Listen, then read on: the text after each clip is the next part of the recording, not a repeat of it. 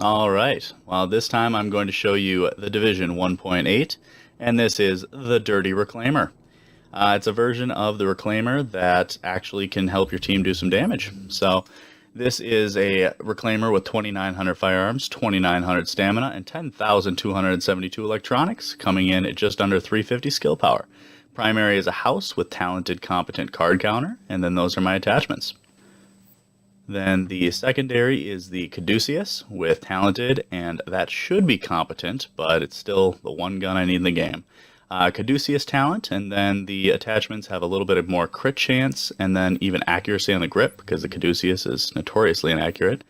Pistol, I've got intense, and then I also keep my cool-headed one around as well if I need an ult. And then for gear, I've got the chest piece rolled electronics, skill haste, health, ammo capacity, and then here are the gear set bonuses for Reclaimer. And then on the mask, I have electronics roll, skill power, and disorient.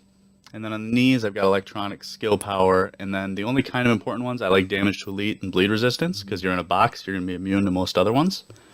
I got skill haste on the holster.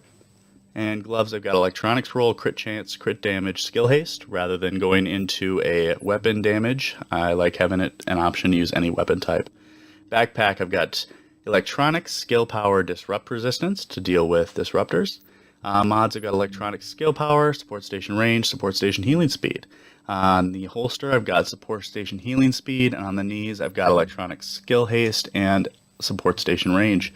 On the mask, I've got electronics, skill haste, and electronic skill haste on both of the chest.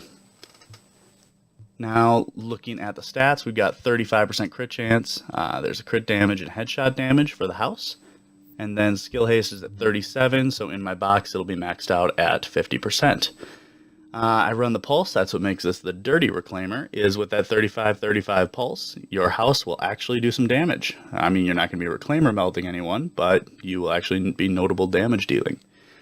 You also can run more traditional Reclaimer with Overdose if you have another healer on your team, and Defib if you don't, but you have a Pulse build on your team. Both are good options, and you'll stay alive even longer, but I like the dirty version where you can do a little damage. And then, of course, your box, which is a 30k box. That way, when someone asks, you can say, I got a 30k box. Then, of course, you run a green, because as the healer, you should be the last one alive. On the dirty version, I run with Battle Buddy, Crit Save, and Combat Medic, and then also Death by Proxy to get a little more skill power. And if you're running this with Overdose, then you're going to switch to Triage instead of Battle Buddy, and then Strike Back instead of Death by Proxy. You'll be proccing Triage more often with the Overdose, and then if you're running Defib, you will switch out your Triage for Battle Buddy, because you'll be able to get some revives. And then that is how you run it in the 3 different variations. This build will heal your team like crazy, and they will love you.